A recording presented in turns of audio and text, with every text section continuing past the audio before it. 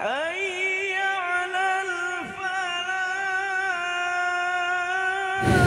Oman Channel TV berada di Masjid Besar Darul Hikmah, Kelurahan Banjar, Kota Ketapang, Kalimantan Barat. Di mana di tempat ini setiap tahunnya di bulan suci Ramadan seusai sholat subuh berjemaah selalu diadakan tausiah Ramadan. Dan di mana untuk kali ini pada hari Rabu tanggal 12 Maret tahun 2025 penceramahnya adalah Ustadz Rapid. Menjaga puji syukur kehadirat Allah Subhanahu wa taala. Salam sejahtera bagi junjungan kita Nabi besar Muhammad sallallahu alaihi wasallam. Di mana pada hari ini hari yang ke-12 kita masih sama-sama diberikan kesehatan lahir dan batin, panjang umur, sehingga dapat bersama-sama menuju kita ini insyaallah akan melaksanakan salat subuh berjemaah. Mudah-mudahan salat-salat ini yang sudah berlalu diterima Allah Subhanahu wa taala, dan puasa ini yang kita laksanakan kurang lebih 11 hari diterima Allah Subhanahu wa taala juga. Amin ya rabbal alamin. Bapak, Ibu dan saudara sekalian jemaah yang kami muliakan, untuk subuh kali ini sesuai dengan jadwal kita akan mengikuti tausiah, yaitu anak kita Rapid yang akan mengikuti tausiahnya. Untuk itu kami selaku pengurus mohon kepada seluruh jemaah agar dapat berbahan sebentar mendengarkan tausiah dari beliau.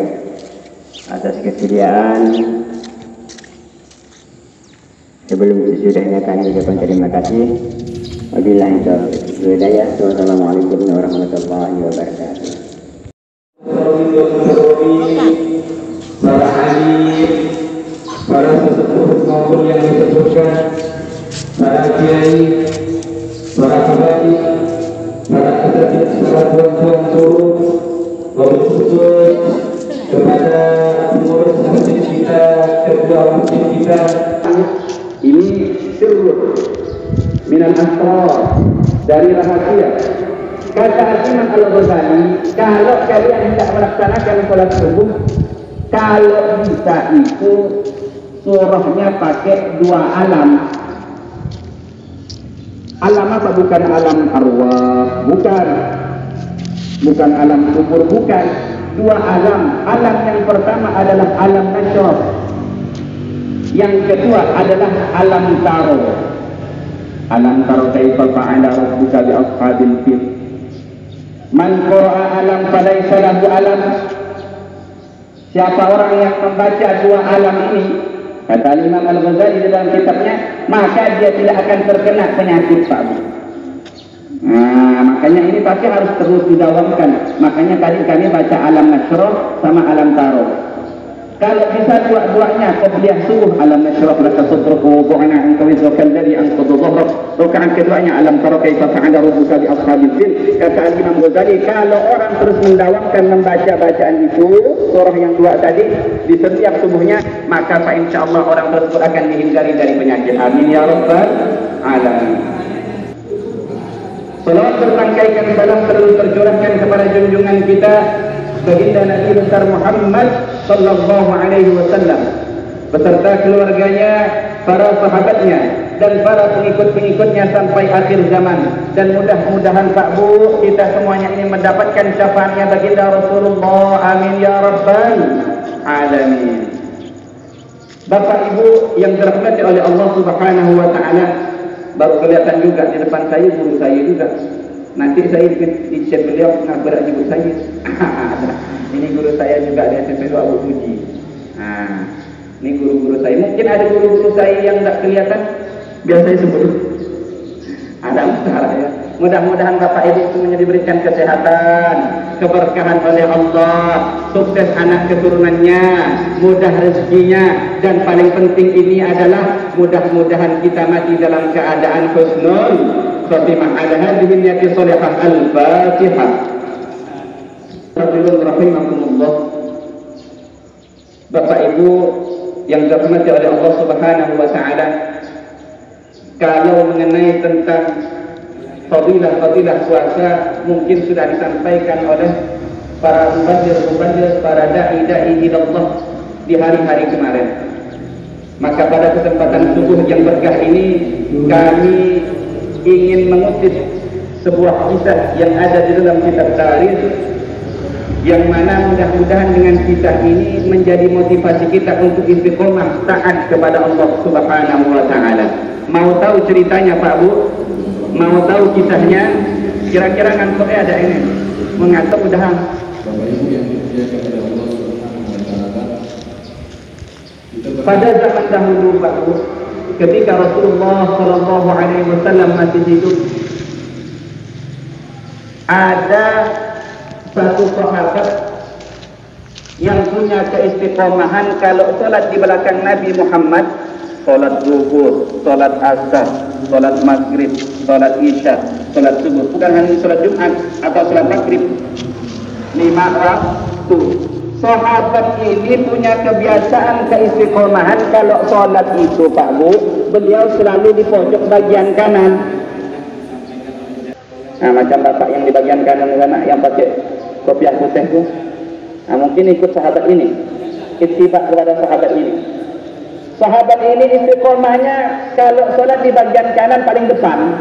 Ada mau di bagian belakangnya saf Nabi, tak mau Pak, tapi paling pojok beliau sebelah kanan paling depan.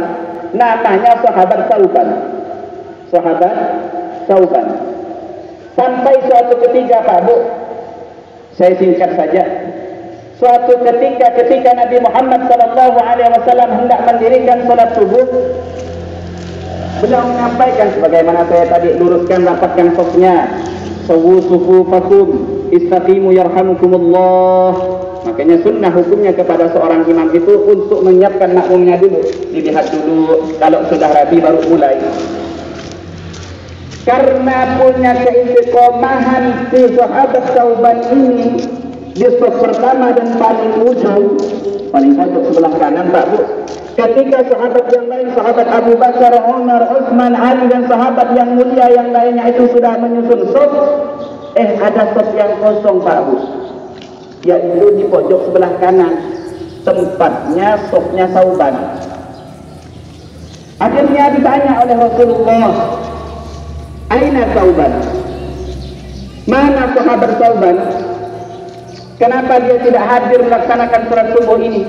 Bukankah biasanya Sauban itu selalu istiqomah zuhur, asar, maghrib, isya, subuh, selalu di pojok sebelah kanan sana? Kemana dia? Akhirnya para sahabat yang lain menjawab, la adri ya Rasul, kami tidak tahu. Kami tidak tahu di mana Sauban. Saking luar biasanya Sauban ini Pak Bu, Rasulullah sudah meluruskan safnya. Kata Rasul ngomong, ya sudah wahai sahabatku, kalau seandainya Sauban ini belum datang, maka kita tunggu saja dulu. Jangan mulai dulu sholat subuhnya. Artinya apa Pak Bu? Saking mulianya sahabat Sauban sampai Rasulullah menunggu. Nah, karena sahabat Pak Bu tidak ada yang berani menempati pojok sebelah kanan karena saking istiqomahnya Sauban itu Pak Bu. Sahabat yang lain tak berani. Ditunggu oleh Rasul dan sahabat yang lain ditunggu, tidak kunjung datang sahabat Sauban ini. Melihat waktu sholat subuh ini mau habis Pak, waktunya mau habis. Akhirnya Rasulullah ngomong kepada sahabat yang lain, wahai sahabatku, ayo kita dirikan sholat subuh dulu. Mungkin ketika pertengahan sholat Sauban datang. Karena berhubung waktu subuh mau habis, ayo kita dirikan sholat bersama, kata Rasul. Akhirnya dimulailah sholat subuh Pak.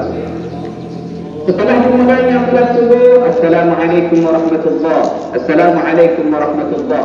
Maka sunnah hukumnya bagi seorang imam, kalau habis salam sholat itu menghadap ini, kiri ini atau menghadap ini. Sunnah. Ada tadi kami menghadap ini juga. Dilihat oleh Rasul, tempatnya juga tidak ada. Si Sauban ini belum datang-datang. Tadi memperkirakan Rasul dan sahabat mungkin pertengahan sholat Sauban datang, tapi tidak kunjung datang. Setelah sholat pun tidak datang-datang Pak Bu, Sauban ini. Akhirnya setelah zikir, setelah berdoa, Rasulullah mengajak daripada sahabat-sahabatnya yang lain, wahai sahabat-sahabatku, Sauban ini tidak hadir solat subuh berjamaah dengan kita. Ayo kita datang ke rumahnya, kita lihat. Khawatir Sauban ini lagi tertimpa musibah, khawatir Sauban ini lagi sakit. Ayo kita datang ke rumahnya. Akhirnya Rasul dan para sahabat yang mulia itu pergi ke rumahnya Sauban, Pak, Bu. Dan Bapak Ibu perlu tahu, ketika Nabi Muhammad itu berangkat dari Masjid Nabawi menuju rumahnya Sauban, itu membutuhkan waktu 3 jam. Muntah irak pergi, mudah 3 jam tu. Medam kita orang ketapang. Ternyata ketika Rasul dan sahabatnya pergi ingin menjenguk silaturahim, melihat Sauban kemana, Sauban kok tidak solat bersama kita. Ternyata waktu yang dibutuhkan dari Masjid Nabawi sampai ke rumahnya Sauban itu membutuhkan waktu 3 jam, Pak Bu. Kalau dibandingkan rumah kita yang sekarang, pakai Honda, nyandah pakai Honda 3 jam, Pak Bu. Kalau solat subuh itu 4:30, maka sahabat Sauban ini yang selalu istiqomah di Masjid Nabawi, maka dia pasti akan berangkat ke Masjid Nabawi dari rumahnya itu jam 2:30 atau jam 2 dah pergi. Masya Allah, 3 jam, Pak Bu. Lanjut cerita, Pak Bu. Sampailah Rasul dan para sahabatnya di rumahnya Sauban. Beliau mengucapkan salam, Assalamualaikum. Tidak ada yang menjawab, Pak Bu. Assalamualaikum. Waalaikumsalam. Ada yang menjawab, tetapi suara perempuan. Ternyata itu adalah istrinya Sauban. Ditanya oleh Rasul dan sahabatnya, wahai istri Sauban, aina Sauban? Limadha la tusalli as-subah ma'an? Kenapa tidak salat subuh bersama kami? Biasanya Sauban itu selalu salat subuh bersama kami di setiap salat 5 waktu. Kenapa subuh ini dia tidak ada? Apa jawaban istri daripada istri Sauban ini, Pak Bu? Ya Rasul, anna Sauban qad tuwfiya. Ya Rasul, sesungguhnya Sauban telah meninggal dunia. Inna lillahi wa inna ilaihi raji'un. Ya Rasul, dalam keadaan sedih dia menjawab pertanyaan Rasul, anna Sauban qad tuwfiya ya Rasul, bahwasanya Sauban kenapa tidak bisa hadir untuk melaksanakan salat subuh bersamamu ya Rasul? Karena Sauban itu ketika telah pulang dari salat Isya bersamamu, tidur istirahat sebentar, beliau meninggal dunia ya Rasul, sehingga dia tidak bisa melaksanakan salat subuh bersamamu dan para sahabat-sahabat yang lain. Ya, demikian tausiah yang disampaikan oleh Ustaz Rafi di Masjid Besar Darul Hikmah, Kelurahan Banjar, Kota Ketapang, Kalimantan Barat, pada hari Rabu tanggal 12 Maret tahun 2025.